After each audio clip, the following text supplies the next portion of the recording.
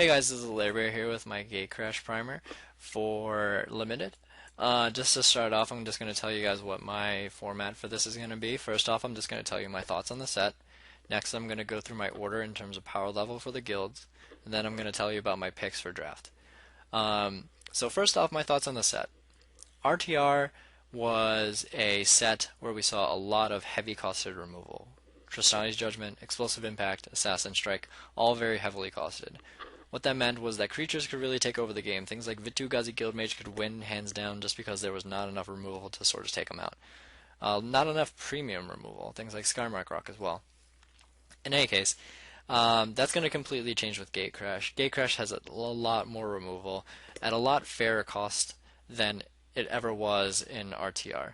So what that means is that it's going to be a little bit more like M13, whereas a little bit more attrition-y in terms of fairly costed removal. So creatures aren't going to be able to take over the game quite as much as they did in Return to Ravnica originally. That's also going to have some other repercussions on the set as well. So first off, enchantments in this set probably aren't going to be as good. Things like Ethereal Armor, Pursuit of Flight, and Knightly Valor were really good in Return to Ravnica, one, because they were powerful, and then two, because there wasn't enough removal to necessarily take out the dragon that you just made, which is basically what it turned into. You were just turning your guys into like 4/4 flyers or, 4/4 vigilance, 5/5 vigilance guys. They were basically dragons. Now, however, with the removal in the set, enchantments become a lot more susceptible to just getting 2-for-1. So they're probably not going to be as good. With that being said, there still are some playable enchantments, namely 3. First off, I'm going to say the worst one, or I'm going to say the least playable of the playable ones is Holy Mantle. +2/+2 and protection from creatures basically means +2/+2 and unblockable, which is really good. You get some other random added benefits like protection from pit fight, but other than that, it's generally pretty solid. I think it's pretty powerful. +2/+2 and evasion. Basically, you can make like a 5/5 unblockable creature, is what I'm thinking. It also makes a really good Guardian of the Gateless that can just like continually block everything, like never get past it, as long as they don't have a removal spell for it. That seems really powerful as well. So that's a funny combo. In any case, next up I'm going to say is Madcap skills. The reason why I say that this is better than Holy Mantle is because it just belongs in Boros. Like, Boros is the aggro deck in the format. It's a weenie deck, and it really relies on Battalion to force through damage past like turn 4 or 5. Madcap skills helps that because it gives +3/+0, and it gives semi-evasion. While you are going to have those times where you're just going to be blown out by like a mugging or something like that, or just like a random removal spell that's going to 2-for-1 you, at the same time it's going to push through damage really well. It gives a lot of damage and it pushes through damage, which is something really good and just solid on an enchantment. It sort of just reminds me of Pursuit of Flight when you could play that in Izzet because it gave a lot of power and it gave you evasion, and it was always really, really good. But it's probably going to be less of a high pick because of all the removal in the set. Last, I'm going to say Gift of Orzhova is going to be the best enchantment in the set. +1/+1 flying and lifelink turns your guy into a dragon that's very, very hard to race because of the lifelink. It's really, really good. I think that it reminds me a lot of Mark of the Vampire from M13. If you ever played with that card, it was really, really hard to race.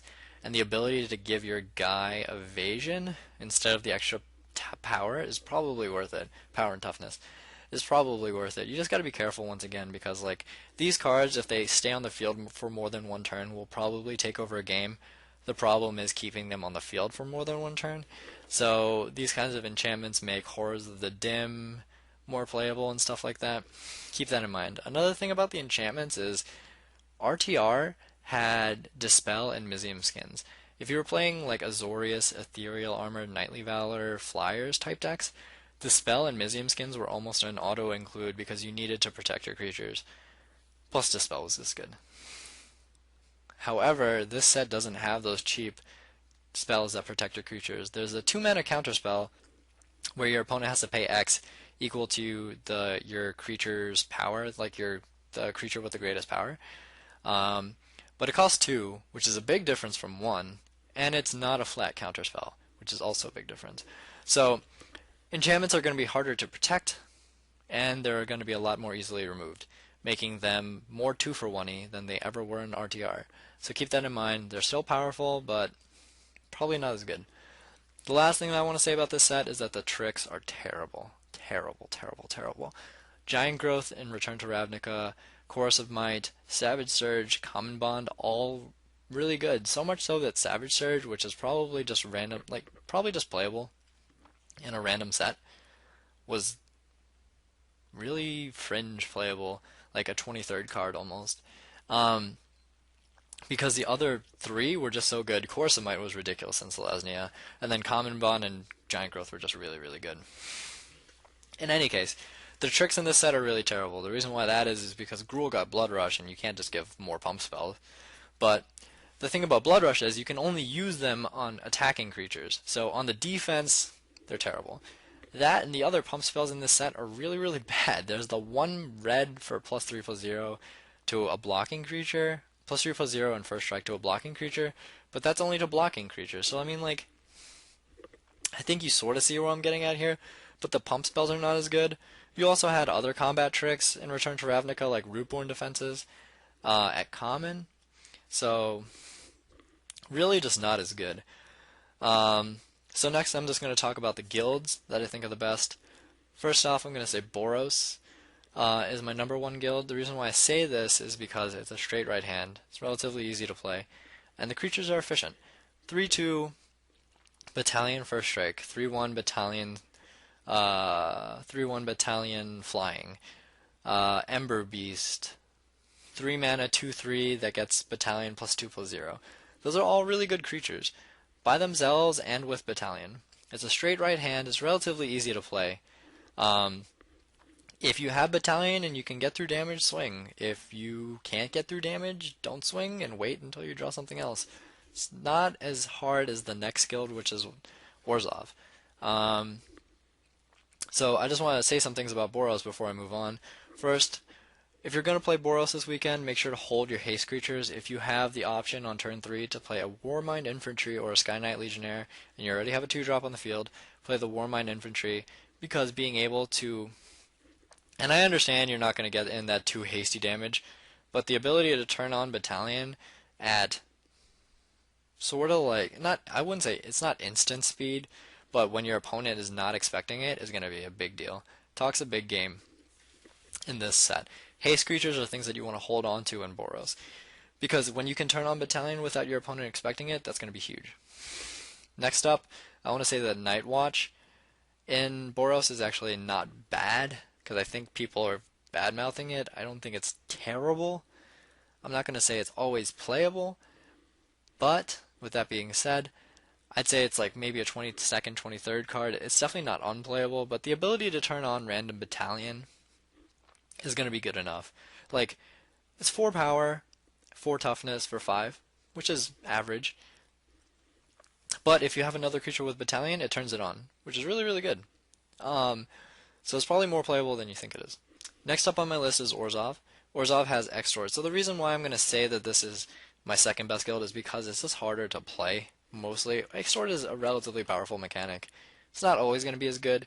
I'm going to use Mentor of the Meek as my example. Mentor of the Meek said you could pay 1 to draw a card for every creature you played with 2 power or less. You thought you could turn all your weenies into draw cards. Well, not quite, because sometimes you had to sacrifice board development. That kind of sucked. So now what you're looking at is, so you had to sacrifice board development in order to do that. Same sort of thing goes with Extort. Extort is obviously better because it makes your spells, like all of your spells, into drains, but at the same time, it's just going to leave up way too many options. Just to give you guys like a hypothetical, like if you play, say you have 5 mana with a 3-drop and Executioner's Calling in your hand, and you play that 3-drop and you don't extort and you say pass because you have Executioner's Swing in your hand, it's such a huge read. Your opponent is just like, oh god, like it's so, there's nothing you can do about that, right? Unless like you need to leave up Executioner's Swing sometimes. That's going to be terrible. Just another example. Say you have turn 5, you have a 2-drop, a 2-drop, just to make it a little bit more complicated, you have a 2-drop, you have a 3-drop, and then you have Executioner Swing.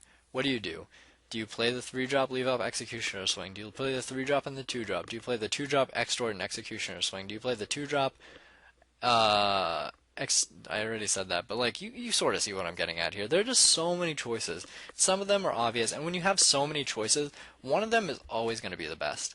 It just provides a, and I understand that like it's incremental, right? Like, oh man, like the difference between me playing like a 3-drop now and then like a 2-drop the next turn just to like get in this 2 extra whatever is probably going to be worth it. It's almost like I got haste on the 2-drop or something like that. Well, yeah, sure. But like if you make the wrong play multiple times in a row, that kind of stuff adds up. Like multiple small mistakes turn into big mistakes. That's bad. Extort provides you a lot of opportunities to make mistakes because one play is always going to be optimal, no matter what. No matter, you could have 100 choices, and only one of them is the best. So being able to choose the right choice, the right play is always going to be a huge deal in Orzhov. So much so that if you're new to the game, I would suggest not going Orzhov, maybe going Boros. But of course that's up to you and what you like to go. Like I know that I really love Simic, and even though I think Boros is the best guild, I might just go Simic because it's my favorite guild. In any case, something else I just want to say about Orzhov is that it's set up very well for the removal in this set. The removal in this set is sort of centered around white-black. And plus, it has access to Dimir and Boros, which has the other good tricks in the set. So it's actually set up really well to be a control deck. Like, the Dimir Orzhov decks are probably going to be pretty good, because Dimir is actually probably a decent support guild. In any case, I'll get to that later. So that's what I think about Orzhov. Next up, I just want to talk about Simic. Next on my list is going to be Simic and Gruul, sort of tied, because I think that Simic is not as good in limited sealed as it is in draft, because Simic is very, very reliant on the curve. If you play Cloudfin Raptor on turn 1, it's awesome. If you play Cloudfin Raptor on turn 4 or 5, it's bad. Same goes for Croconura. If you play Croconura on turn 3, it's good. If you play Croconura on turn 6, it's probably not so good. So you have to keep these things in mind. Like, when are you going to draw your evolved creatures and stuff like that? Like, the ability to draft Simic is a lot better because you can take the cards you need. Like, say you need more 2-drops and you're faced with the decision between Croconura and the Flash Crab Shark, you would just take the Crab Shark because you need 2-drops. You don't have that choice when you open up a sealed pool. It's a lot harder to do that. It's going to be a lot less consistent, and Simic actually relies pretty heavily on consistency. So I think it's not going to be as good as the 2 guilds above it. Gruul, on the other hand, Blood Rush is a very powerful mechanic. The ability to play 20 creatures and like 3 or 4 removal spells is really, really powerful. Because it's just so versatile. It turns all of your creatures into pump spells. That's really, really sick. On the other hand, though, the creatures, when they're actually out on the field, are not that good. Like, Slaughterhorn is a 3-mana 3/2, and when you think back to, like, Return to Ravnica, things like Selesnya Sentry, which were 3-mana 3/2s with an extra ability, were not really playable that much. So that wasn't good at all. Also, things like the Scorchwalker, which is a 4-mana 5/1, it's worse than Cobblebrute, but, I mean, you also get to, like, burn somebody's face with it for +5/+1.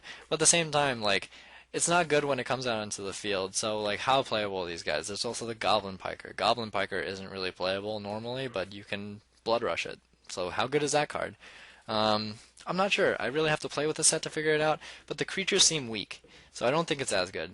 That and the fact that Blood Rush is really susceptible to all the removal. If you go Blood Rush onto Guy and they remove it, really, really bad. I mean, not to say that the pump spell, like, if you pump your guy and they remove it, it's not as bad as well, but throwing away a creature versus throwing away, like, a pump spell is worse. Albeit, like, you're probably playing more creatures in the Gruul decks anyway, but still. I think you guys sort of get my point. There's a lot of removal in this set, and the Blood Rush mechanic is really susceptible to it. I just want to mention something really quickly, and that Miming Slime in Gruul is ridiculous. If you go, like, say you have Scorchwalker and Miming Slime in your hand, and you have 6 mana, you swing, pump this guy for +5/+1, okay, take, like, whatever. Like, even if you pump a 1/1, okay, now I make a 6/6, and you say go. That's really, really good. Miming Slime is ridiculous. I know, like, flavor-wise, It's a Simic card, but it's 100,000% a Gruul card. That card is ridiculous in Gruul. It's really, really high pick in Gruul. If you can get it, take it. Next up on my list is going to be Dimir, the last guild. It's not as bad as it was in RTR, which ended up being pretty bad. But the reason why I say Dimir is not as good as some of the other guilds is because it's got two plans. It's got the unblockable plan with Cypher, and it's got the mill plan. Unless you open up the nut mill pool, a lot of times you're not going to be playing random cards like the 2-mana 3 mill 3, the 2-mana 3 mill, the 2-mana mill 3 with Cypher. Probably not going to be playable. A lot of times you're going to be playing the cards that are a lot of times you're going to just be playing the mill cards that are just good by themselves. Like Consuming Aberration is probably just ridiculous. Mind Eye Drake is probably playable just as a 2/5 because it's got a big butt and it's a flyer. That's fine with me. And then if it dies, it mills randomly, which is still pretty solid. You'll probably still play Guildmage if you open him because like it's an alternate win condition, but unless you open up that nut mill pool, it's not going to be as good as you really expect it to be. It's split, so it's not going to be great. Plus that and the Cypher mechanic kind of got neutered because the Cypher mechanic was potentially really broken. The only really, really good Cypher spell at common uncommon I would say is Hands of Binding. Call of the Nightwing is okay. The ability to make random 1/1s is fine, 1/1 flyers, but they're just 1/1 flyers. Basically, they're not as powerful. Hands of Binding is potentially really powerful. You can just shut down like a board sometimes. But on the other hand, like all the other Cypher cards kind of suck. Like the draw card is terrible. It's Curiosity that you have to pay an extra 3 to cantrip, basically, because Curiosity was an enchantment that said enchant target creature whenever creature hits, draw a card, and that costs 1 blue. But then for an extra 3, you basically just draw a card off of it, which is a cantrip, which is bad. The discard a card one is bad. The return target creature to your hand is maybe playable. I could definitely see that being played. Shadow Slice is also fringe playable as well because it can deal 6 damage potentially when you play it. It also is sort of like giving one of your unblockable guys +3/+3, which is solid, but at the same time they sort of, Cypher cards suffer from the same sort of things that the enchantments do in this set, and that there's a lot of removal, and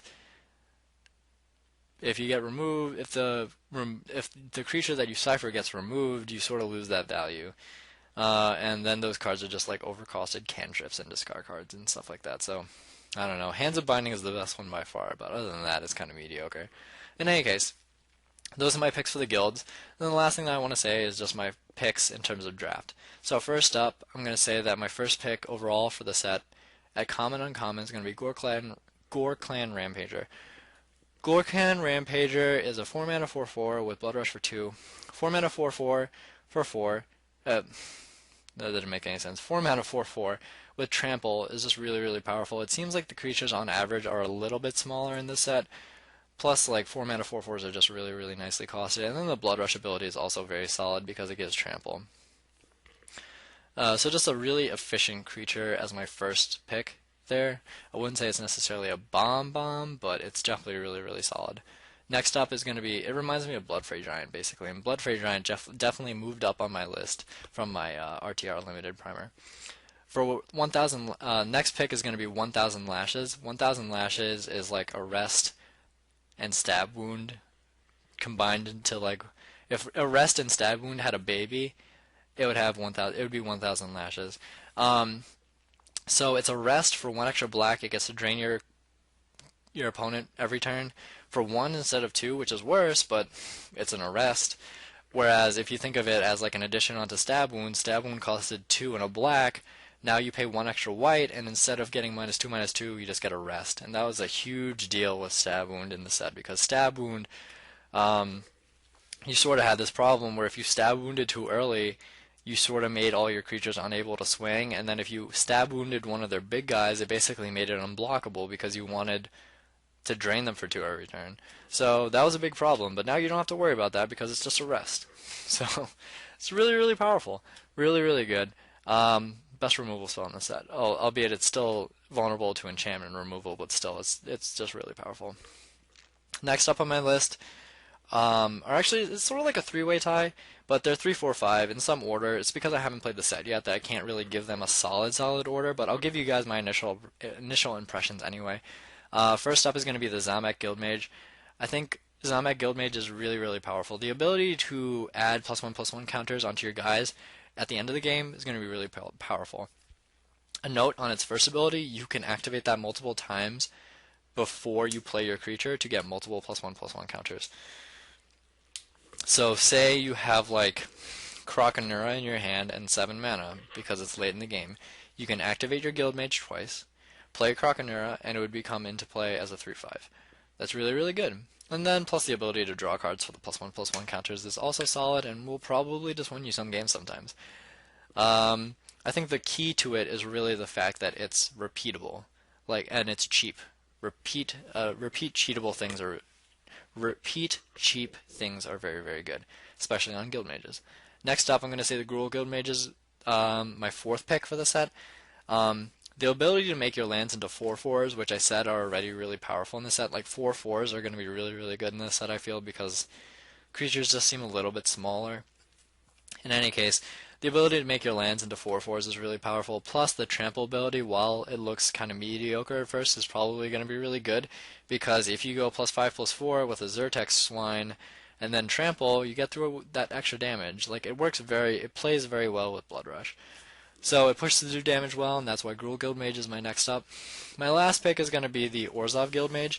The ability to turn all your creatures into lifelinkers is going to be really powerful. It's a little bit overcosted. I'm just sort of comparing it to Stonefair Crocodile. Stonefair Crocodile was a relatively good card. It was definitely playable, but its lifelink was expensive. Like, a lot of times you wouldn't be able to do that. Orzhov Guildmage obviously shines later in the game, just like all of Orzhov does. But it takes time to get there, and I'm not sure how fast Boros is, but it might be a little too fast for this guy to be good. I do need to play the set, however, so I'm not sure. In any case, so that's it for my Gatecrash Limited Primer. I made it a little bit shorter than last time because I know last time I made it like 40 minutes or something crazy. Tell me what you guys think. I'm going to do a little advertisement for the stream really quickly. I haven't been making as many videos for the YouTube on the mtgnoob because I've been streaming a lot. Streaming is really fun. It's really interactive. I'll be drafting. You can tell me you hate me or my picks or love me, potentially. So that's really cool. It's interactive. There are a lot of great people on there. It's a really fun time. Being able to rip one-outers is really fun, especially when you can do it in live time. So come around, I highly suggest it. The Twitch is definitely on the website, I'm sure, but just in case, it's twitch.tv/themtgnoob, and I stream at random times, although there is a schedule for the mtgnoob, the coach, and Scott, son of Scott. So come around if you want to check that out every once in a while. The other thing that I wanted to say is please give me constructive criticism. If you watch me streaming and you hate what I'm doing, tell me why. If you see this video and you want to see something else, you want to hear some of my other opinions, you want to see another section, you want to hear whatever, you want to tell me I'm doing a good job, tell me in the comments, tell me on Magic the Gathering Online. My name is Lehrbehr77. It'd be really awesome. I would really appreciate any constructive criticism you guys can give me. I hope you guys enjoyed my Gatecrash Limited Primer. I hope I'm right. I hope you guys do well at the pre-release, and I'll see you guys for Dragon's Maze. Peace.